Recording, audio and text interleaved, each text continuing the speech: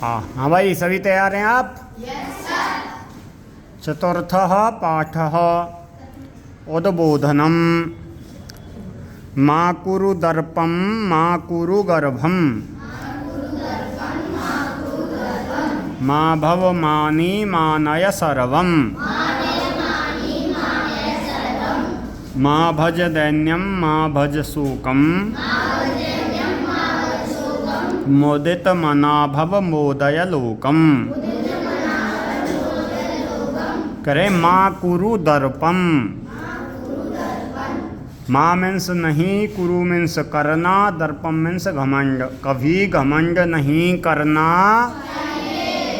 हाँ, ऐसा नहीं कि कोई छोटी सी बात तुम्हारे जीवन में घट गई, कोई पैसे आ गए, कोई बड़ा पद मिल गया तो उसी में घमंड करने लग जाओ, तो ऐसा नहीं करना। और माँ कुरु गर्भम, गर्व भी नहीं करना। और माँ भवमानी, कभी अभिमानी नहीं होना। ठीक है, ज़्यादा पैसे आ गए, पद आ गया अच्छा, और हमारे बच्चे भी अच्छी नौकरी पर लग गए, कोई अच्छे नेता का सहारा मिल गया तो उसमें अभिमान करने लग गया, अरे अब तो हमसे बड़ा कोई नहीं है, तो ऐसा नहीं करना। क्योंकि ये जीवन 2 दिन का है, पता नहीं कब चल दें। पता रहता है किसी को? किसी को नहीं पता रहता ना, सब कुछ यहीं पर रह जाएगा ना। तो इसीलिए यह शिक्षा दी जा रही है हमारे लिए कि कभी घमंड मत करो, कभी गर्व मत करो, कभी अभिमानी मत बनो, और मानय सर्वम, और सभी की इज्जत करो, सभी को नमस्कार करो, सभी को प्रणाम, अपने से छोटों को प्रेम करो। अब करें माँ भज दैन्यम, दीनता को मत रखो अपने अंदर, किसी भी प्रकार की हीनता दीनता को मत। और माँ भज शोकम, कह रहे हैं शोक को भी अपने अंदर मत। हमेशा कैसे रहो? प्रसन्न रहो, हमेशा अच्छे रहो, जो भी तुम्हारे पास है उसी में खुश। किसी को देख के किसी से ईर्ष्या नहीं करनी। हाँ, अब करें मुदित मनाभव, हमेशा कैसे मन से रहना चाहिए? हाँ, हमेशा प्रसन्न रहना चाहिए। और कह रहे हैं मोदय लोकम, और इस संसार को भी प्रसन्न करो। अब हम संसार को प्रसन्न कैसे कर सकते हैं? अपने अच्छे सुंदर सुंदर कर्मों के द्वारा संसार को हम प्रसन्न कर सकते। किसी के साथ में बुराई नहीं करना, किसी के साथ में कोई गाली गलौज नहीं करना, हमेशा सभी का भला सोचना। इन सभी कर्मों के द्वारा हम संसार को खुशी रख सकते। ठीक है, आगे कह रहे हैं माँ बद मिथ्या माँ बद व्यर्थम, ना चल कुमार्गे ना कुरुवर नर्थम, ना कुरु अनर्थम, पाहि विपन्नम पालय दीनम, लालय जननी जनक विहीनम। अब करें माँ बद मिथ्या, कभी झूठ नहीं बोलनी। हाँ, ये नहीं कि अपने बचाव के लिए काम नहीं करके लाए तो झूठ बोल दो। झूठ मत बोलो, सच्चाई बोलो। अगर काम नहीं हुआ तो रियलिटी बता दो, सर हमारा काम नहीं हुआ। ठीक है, उससे क्या है, तुम्हारे सर भी तुम पे गुस्सा नहीं करेंगे, क्योंकि तुम सच बोलोगे। और जो व्यक्ति सच बोलता है तो उसके सामने उसकी समस्या को समझ के सर भी एकदम से नॉर्मल हो जाते हैं, और उसको समझाते हैं कि बेटे इस समस्या से ऐसे निकलने का उपाय है, और आप इस तरह से ऐसे काम करोगे तो तुम्हारे सारे काम बन जाएंगे। और अगर तुम झूठ बोलोगे, जब सर के सामने तुम्हारी कोई समस्या ही नहीं आएगी, तो वो क्या बताएंगे तुमको? कोई उपाय बता सकते हैं? नहीं बता सकते ना। तो इसलिए हमेशा क्या बोलना चाहिए? हाँ, माँ बद व्यर्थम, और एक व्यर्थ भी मत बोलो, यानी कि व्यर्थ नहीं बोलना चाहिए। ये नहीं कि फालतू में कोई ज़रूरत नहीं है फिर भी कपर कपर कपर कपर, सर ये रोटी खा रही है, सर ये पानी पी रही है, सर ये कर रहा है सर। अरे भाई, तुमसे अगर सर पूछे तो ही बोलो, तो ही बताओ। जब तुमसे पूछ ही नहीं रहे तो तुम अपना पढ़ाई में ध्यान दो। होता है नहीं?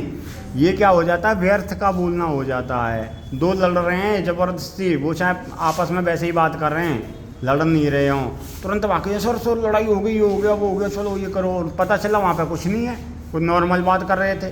तो ये क्या हो जाएगा, तुम्हारी एनर्जी जो व्यर्थ में खर्च हो रही है ना, तुम अपना ध्यान कहीं और लगा रहे हो, और तुमको कहाँ लगाना चाहिए? अपनी पढ़ाई पर ध्यान लगाना। और ना चल कुमार्गे, गलत मार्ग पर भी नहीं चलना। हाँ, और आगे कह रहे हैं ना कुरु अनर्थम, किसी का अनर्थ नहीं करना। हाँ, अनर्थ का मतलब किसी के साथ में कुछ गलत नहीं करना चाहिए।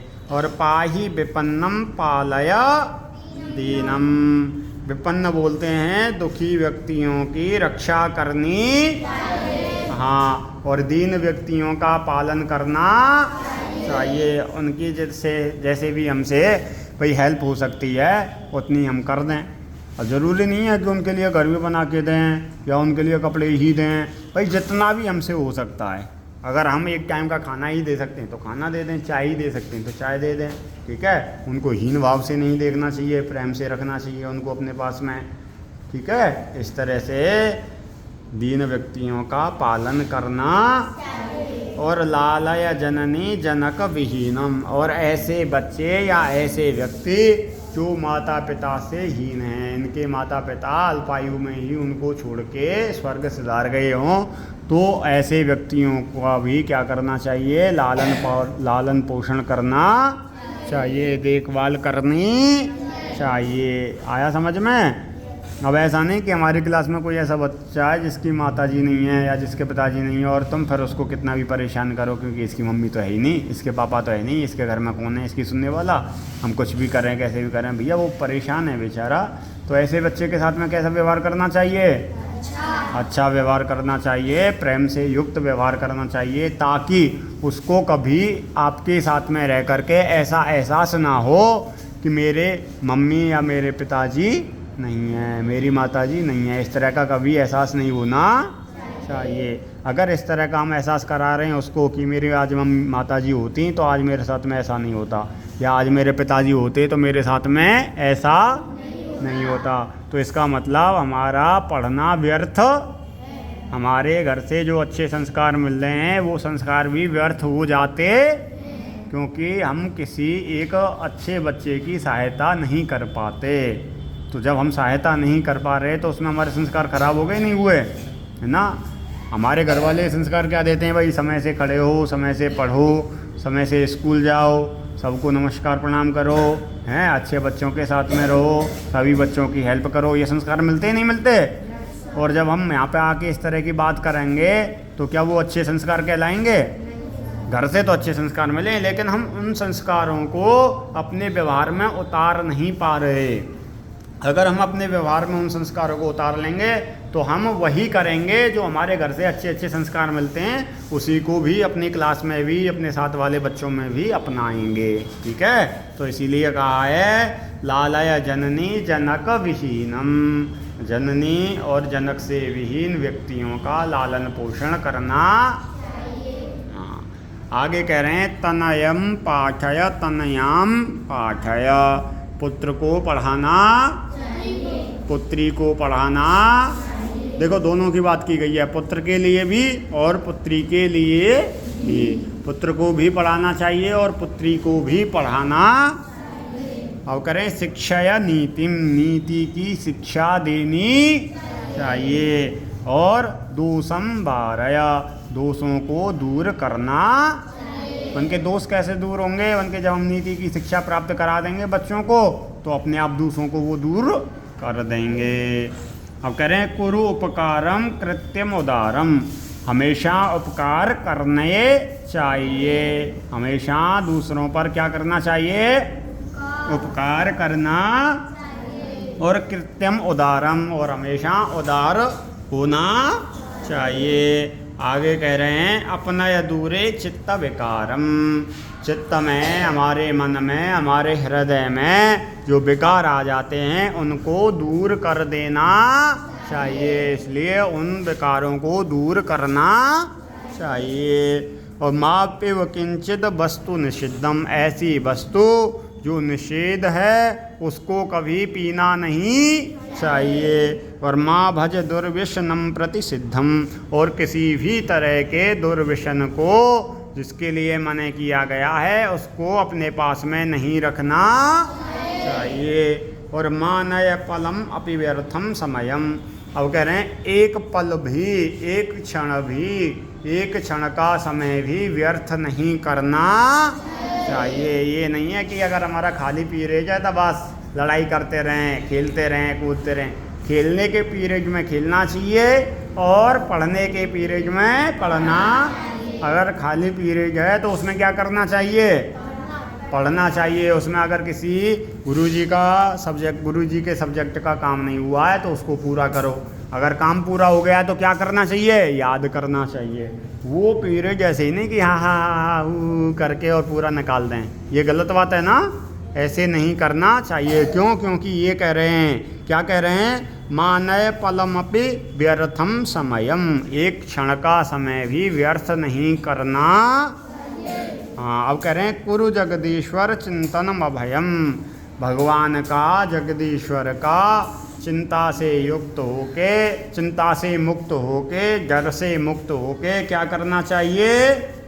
चिंतन करना चाहिए। डर से मुक्त होके भगवान का ध्यान करना चाहिए, भगवान का भजन करना। सुबह रोज स्कूल में आने से पहले मंदिर में जाना, पूजा करनी, अपने से बड़ों को नमस्कार करना, अपनी माताजी के पैर छूने, पिताजी के पैर छूने, दादी बाबा ताऊ ताई बड़े भाई बड़ी बहन सबके पैर छूने।